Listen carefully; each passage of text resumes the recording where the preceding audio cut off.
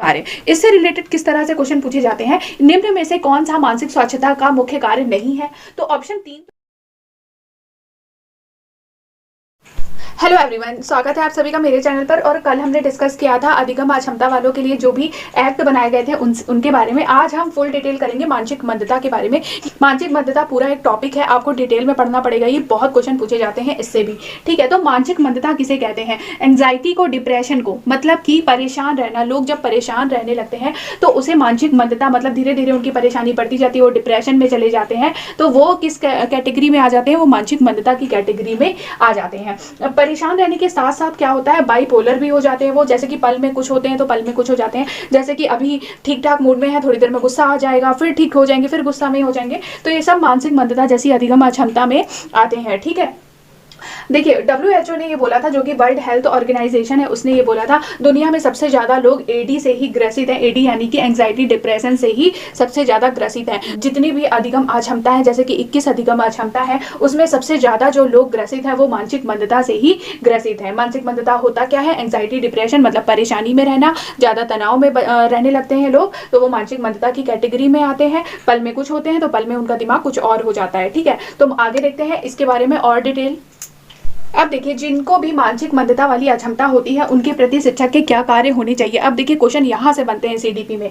ठीक है, तो जैसे पूछा जाएगा, एक बच्चा है वो मानसिक मंदता जैसी अधिगम अक्षमता से ग्रसित है, उसके प्रति शिक्षक के क्या दायित्व है? तो इनमें से वो कोई भी ऑप्शन दे देगा और एक निगेटिव ऑप्शन दे देगा। तो आपको जब तक ये पता नहीं होंगे तब तक आप क्वेश्चन का आंसर नहीं कर पाओगे। ठीक है, तो मानसिक मंदता वाले जो बच्चे हैं, जो मानसिक मंदता वाली अधिगम अक्षमता से ग्रसित हैं, उनके लिए शिक्षक के क्या कार्य होते हैं? तो देखिए, सबसे पहला कार्य जो है वो है सह पाठ्यक्रम गतिविधियां। मतलब कि सभी बच्चे, चाहे वो मानसिक मंदता वाले हो चाहे वो नॉर्मल बच्चे हो, सभी बच्चों को साथ में पाठ्यक्रम की गतिविधियां कराई जाए, एक्टिविटीज कराई जाए, ताकि बच्चा अच्छे से सीख पाए, उनका विकास अच्छे से हो पाए। ठीक है, तो सह पाठ्यक्रम गतिविधियों की व्यवस्था करानी चाहिए शिक्षक के द्वारा। ठीक है, अभिव्यक्ति की स्वतंत्रता देनी चाहिए। क्लासरूम में कोई भी बच्चा है, चाहे वो नॉर्मल बच्चा है चाहे वो मानसिक मंदता जैसी अधिगम अक्षमता से ग्रसित है, सभी को अभिव्यक्ति की स्वतंत्रता होनी चाहिए। वो कुछ भी बोल सकता है। ठीक है, कोई भी क्वेश्चन पूछ सकता है, कोई भी क्वेश्चन अपने शिक्षक से पूछ सकता है, अपनी अभिव्यक्ति कर सकता है, कोई भी बात बोल सकता है शिक्षक से।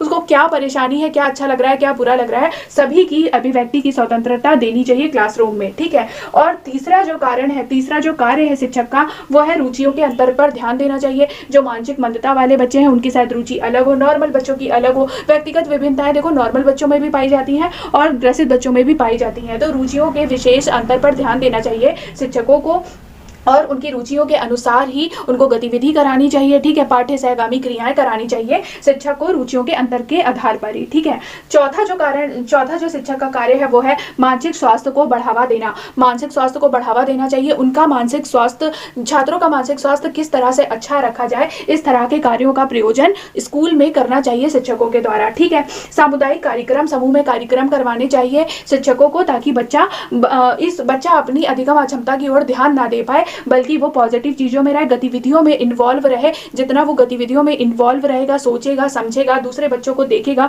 तो दूसरे बच्चे को देखकर भी वो सीखेगा। तो समूह में कार्य कराना बहुत अच्छा है। ठीक है, तो मानसिक मंदता वाले जो भी बच्चे हैं, जो मानसिक मंदता वाले अधिगम अक्षमता से जुड़े हुए जितने भी बच्चे हैं, उनके प्रति शिक्षकों के ये कार्य है। अब जैसे क्वेश्चन कैसे पूछ सकता है, जैसे बोलेगा कोई बच्चा है वो मानसिक मंदता जैसी अधिगम अक्षमता से ग्रसित है, तो शिक्षक का उसके प्रति क्या कार्य है? तो पहला देखो, दे देगा रुचियों के अंतर पर ध्यान देना, दूसरा दे देगा मानसिक स्वास्थ्य को बढ़ावा देना, तीसरा दे देगा सामूहिक कार्यक्रम, एंड चौथा दे देगा ये सभी कार्य जरूरी है। तो आपका क्या राइट आंसर हो जाएगा? चौथा ऑप्शन जो है वो सही हो जाएगा कि ये तीनों ही कार्य जरूरी है। ठीक है, तो इनमें से वो कोई भी ऑप्शन देता है जो कि पॉजिटिव इफेक्ट डालता है, जो मानसिक मंदता से ग्रसित बच्चे हैं उनके ऊपर पॉजिटिव इंपैक्ट डालता है, तो वो सभी क्या हो जाएंगे? राइट आंसर हो जाएंगे। ठीक है, अब हम देखते हैं मानसिक स्वच्छता के बारे में कि मानसिक स्वच्छता किस तरह से मानसिक मंदता को दूर करने का प्रयास करती है, जो कि बहुत ज्यादा इंपॉर्टेंट है। ठीक है, अब देखिए, मानसिक मंदता के लिए ही मानसिक स्वच्छता जैसी चीजें लाई गई हैं। मानसिक स्वच्छता क्या होता है?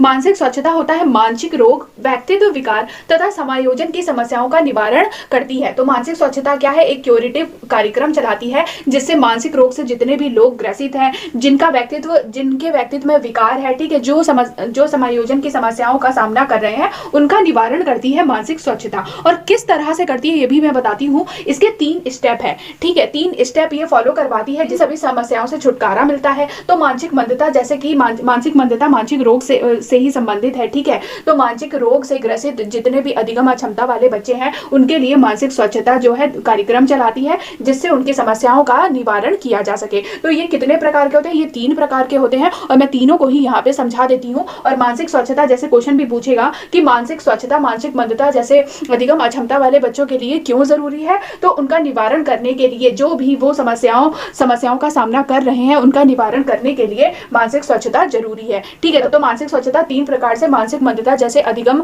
अक्षमता वाले बच्चों की समस्याओं का निवारण करती है, जिसके बारे में अभी हम जानते हैं।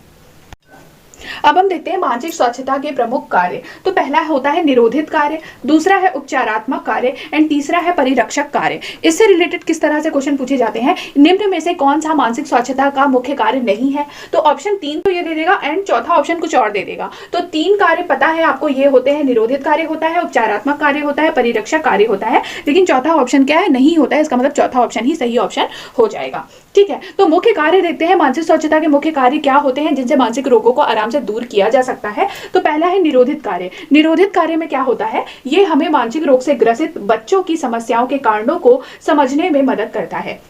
निरोधित कार्य से हमें पता चलता है कि जो भी बच्चे मानसिक रोग से ग्रसित हैं, उनकी समस्याओं के कारण क्या है, कि किस वजह से वो मानसिक रोग से ग्रसित हुए हैं। तो वही कारणों को समझने में मदद करता है निरोधित कार्य, ठीक है। समझ में आ गया होगा आपको कि निरोधित कार्य क्या होता है। जो भी व्यक्ति या बच्चा मानसिक रोग से ग्रसित है और वो क्यों ग्रसित है, इसके पीछे क्या कारण है, उनको समझने में मदद करता है निरोधित कार्य, ठीक है। उपचारात्मक कार्य क्या होता है? जैसे कि उपचार से ही पता चल रहा होगा, उपचारात्मक कार्य क्या होता है?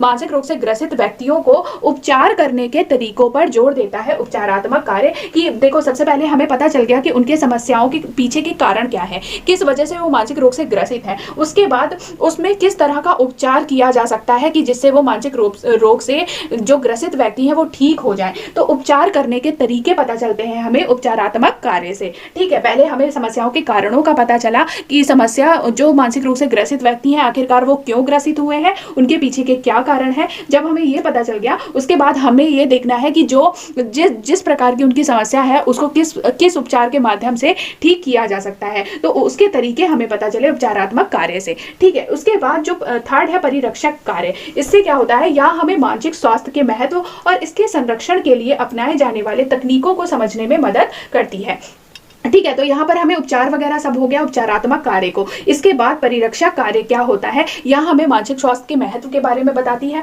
और इसके संरक्षण के बारे में भी बताती है कि मानसिक स्वास्थ्य को किस प्रकार से जो है स्वस्थ रखा जा सकता है। मानसिक स्वास्थ्य को संरक्षण प्रदान करने के लिए किन किन तकनीकों का प्रयोग करना चाहिए, कैसे हम अपने मानसिक स्वास्थ्य को सही रख सकते हैं, इस प्रकार की जानकारी हमें मिलती है परिरक्षक कार्य के द्वारा, ठीक है। तो मानसिक स्वच्छता के मुख्य 3 कार्य है। पहला है निरोधित कार्य, दूसरा है उपचारात्मक कार्य एंड तीसरा है परिरक्षक कार्य। इससे हमें यह पता चलता है कि मानसिक स्वास्थ्य का क्या महत्व होता है हमारी जिंदगी में, इसके संरक्षण के लिए हमें किन किन तकनीकों का प्रयोग करना चाहिए, उसको समझने में हमें मदद मिलती है परिरक्षक कार्य के द्वारा, ठीक है। आगे देखते हैं। लास्ट में 2 चीजें और देख लेते हैं। स्कूल में मानसिक समस्याओं को रोकने के लिए क्या क्या उपाय होने चाहिए इसके बारे में, और विश्व मानसिक स्वास्थ्य दिवस के बारे में थोड़ा सा जान लेते हैं, ठीक है। तो स्कूल में मानसिक समस्याओं को रोकने के लिए क्या क्या उपाय किए जा सकते हैं? पहला है कि बच्चों को मूल्य शिक्षा प्रदान की जाए व यौन शिक्षा प्रदान की जाए। मूल्य शिक्षा प्रदान करने से उनको मानसिक समस्याओं को रोकने में सहायता मिलेगी, और यौन शिक्षा प्रदान करने से भी क्या होगा? मानसिक समस्याएं कम होंगी, ठीक है। स्कूल में कम होंगी मानसिक समस्याएं। तो स्कूल में अगर मानसिक समस्याएं ही कम होंगी तो उनको रोकना ही क्यों पड़ेगा, है ना। जब मानसिक समस्याएं ही नहीं होंगी तो उनके रोकने के लिए उपाय ही नहीं करने पड़ेंगे। तो स्कूल में मानसिक समस्याओं को रोकने के लिए मूल्य शिक्षा व यौन शिक्षा का प्रबंध करना चाहिए। अनुशासन शिक्षा देनी चाहिए बच्चों को, ताकि उनको मानसिक रोग जैसी समस्याओं का सामना ना करना पड़े, ठीक है। अनुशासन शिक्षा प्रदान करनी चाहिए बच्चों को। शिक्षक अभिभावक संघ की व्यवस्था करनी चाहिए ताकि शिक्षक अभिभावक की मीटिंग हो सके टाइम टू टाइम और बच्चों के बारे में जानकारी प्राप्त हो सके कि बच्चों का जो मानसिक स्तर है, बच्चे कैसा फील करते हैं, क्या क्या चीज़ें बच्चों के बारे में, बच्चों से संबंधित जितने भी टॉपिक है, जितने भी विषय हैं, उनमें चर्चा करनी चाहिए इसमें शिक्षक अभिभावक संघ में। और किस तरह से मानसिक समस्याओं को दूर किया जा सकता है इस संघ में, उसके बारे में योजनाएं बनानी चाहिए। ठीक है, स्कूल में प्रबंधन तकनीक होना चाहिए जिससे कि मानसिक समस्याओं से संबंधित जितनी भी चीजें हैं उनसे लड़ने में सहायता मिल सके। और इस तरह से प्रबंध होना चाहिए स्कूल में कि मानसिक समस्याओं को रोकने में हेल्पफुल हो सके वो। ठीक है, तो ये तो है कुछ चीजें जिनसे मानसिक समस्याओं को रोकने में हेल्प हो सकती है स्कूल में। अब देखते हैं जो विश्व मानसिक स्वास्थ्य दिवस है वो कब मनाया जाता है। तो विश्व मानसिक स्वास्थ्य दिवस मनाया जाता है 10 अक्टूबर को। और पहली बार ये कब मनाया गया था? पहली बार मनाया गया था 10 अक्टूबर 1922 को। ये सीडीपी में तो पूछ ही सकता है, साथ के साथ ये ईवीएस में भी पूछ सकता है कि विश्व मानसिक स्वास्थ्य दिवस कब मनाया जाता है। तो 10 अक्टूबर को। और पहली बार कब मनाया गया था? 10 अक्टूबर 1922 को मनाया गया था। ठीक है, तो ये है कुछ उपाय जिनको स्कूल में अपनाने से मानसिक समस्याओं को रोका जा सकता है। और यह है विश्व मानसिक स्वास्थ्य दिवस के बारे में। और आज मैंने आपको मानसिक मंदता को कैसे दूर किया जा सकता है, मानसिक स्वच्छता, इन सब के बारे में आज मैंने बताया आपको। तो आज की क्लास में इतना ही था। उम्मीद है आपको ये क्लास पसंद आई होगी। पसंद आई है तो लाइक, शेयर एंड सब्सक्राइब जरूर कर दीजिएगा चैनल को। अब हम नेक्स्ट जो टॉपिक पढ़ेंगे वो है विकास की अवस्थाएं। ठीक है।